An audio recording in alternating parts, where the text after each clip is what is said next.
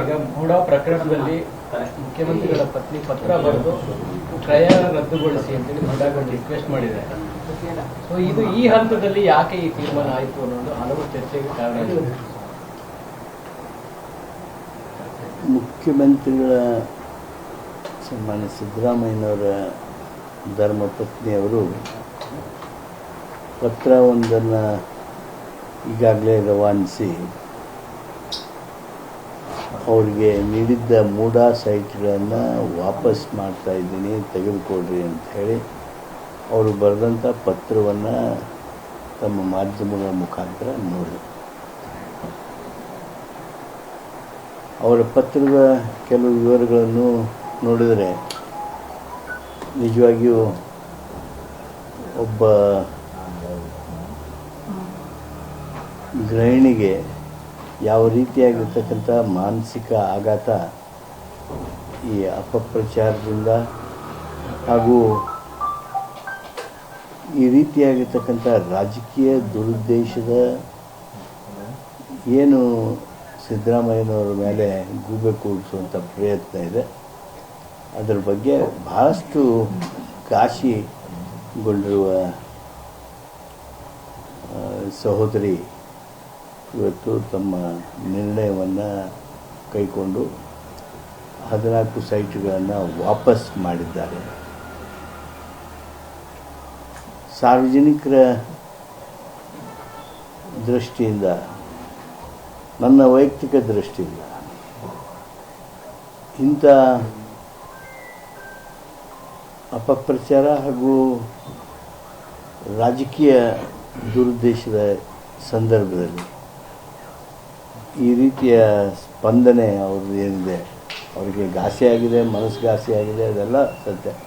ಆದರೆ ಇಂಥ ಸಂದರ್ಭದಲ್ಲಿ ಈ ರೀತಿಯಾಗಿರ್ತಕ್ಕಂಥ ಸ್ಪಂದನೆ ಏನಿದೆ ನಿಜವಾಗಿಯೂ ನಾವು ಮೆಚ್ಚಬೇಕಾಗಿರ್ತಕ್ಕಂಥದ್ದು, ಸೂಕ್ತವಾಗಿರ್ತಕ್ಕಂಥ ನಿರ್ಣಯ. ಇದು ಸಾಕಷ್ಟು ಜನರು ಏನು ಸೈಟ್ ತೊಗೊಂಡ್ರು ಅನ್ನುವಂಥ ಟೀಕೆಗಳನ್ನು ಮಾಡೋದಕ್ಕೆ ಬಳಸೋದು, ಅವೆಲ್ಲವುಗಳಿಗೆ ಪೂರ್ಣ ವಿರಾಮ ಕೊಡಬೇಕು ಅಂತೇಳಿ ನಾನು ಈ ಸಂದರ್ಭದಲ್ಲಿ ನಿರೀಕ್ಷೆ ಮಾಡ್ತೀನಿ. ಕಾನೂನಾತ್ಮಕವಾಗಿ ಹೇಗೆ ಮುಂದುವರಿತು ಸರ್ ಪ್ರಕರಣ? ಇಲ್ಲಿ ಕಾನೂನಾತ್ಮಕವಾಗಿ ಈ ಪ್ರಕರಣವನ್ನು ದಿನೇ ದಿನೇ ರಾಜಕೀಯಗೊಳಿಸ್ತಕ್ಕಂಥದ್ದು ಪ್ರಾರಂಭ ಆಗಿದೆ. ನಾನು ಮಾಧ್ಯಮದ ವರದಿ ಆಧಾರದ ಮೇಲೆ ಹೇಳ್ತೀನಿ. ಇವತ್ತು ನಮ್ಮ ಕನ್ನಡ ಪತ್ರಿಕೆಯಲ್ಲಿ ನೋಡಿದೆ, ನಾನು ಇಡಿ ಅವರು ಸೋಮೋಟೋ ಪ್ರಕರಣವನ್ನು ನೋಂದಾಯಿಸಿಕೊಂಡು ಅವರು ಮುಂದುವರಿತಾ ಇದ್ದಾರೆ ಅಂತ. ಒಂದು ವೇಳೆ ಅದೇ ಸತ್ಯ ಆಗಿದ್ದರೆ ರಾಜಕೀಯ ದುರುದ್ದೇಶ ಹಾಗೂ ಕೇಂದ್ರ ಸರ್ಕಾರದ ಈ ಅಂಗಸಂಸ್ಥೆಗಳು ಇನ್ಸ್ಟ್ರುಮೆಂಟ್ಯಾಲಿಟೀಸ್ ಈ ಪ್ರಮಾಣದಲ್ಲಿ ಕೆಳಗಿಳಿದು ರಾಜಕಾರಣ ಮಾಡಬಾರ್ದು. ಕಂಪ್ಲೇಂಟ್ ಕೊಟ್ಟಾಗ ಸ್ಪಂದನೆ ಮಾಡೋದು ಬೇರೆ, ಕಂಪ್ಲೇಂಟ್ ಕೊಟ್ಟಾಗ ಅವನ್ನ ರಿಜಿಸ್ಟರ್ ಮಾಡ್ಕೊಳ್ತಕ್ಕಂಥದ್ದು ಬೇರೆ. ಆದರೆ ಸೋಮೋಟೋ ತಾವು ನೋಡಿಕೊಂಡು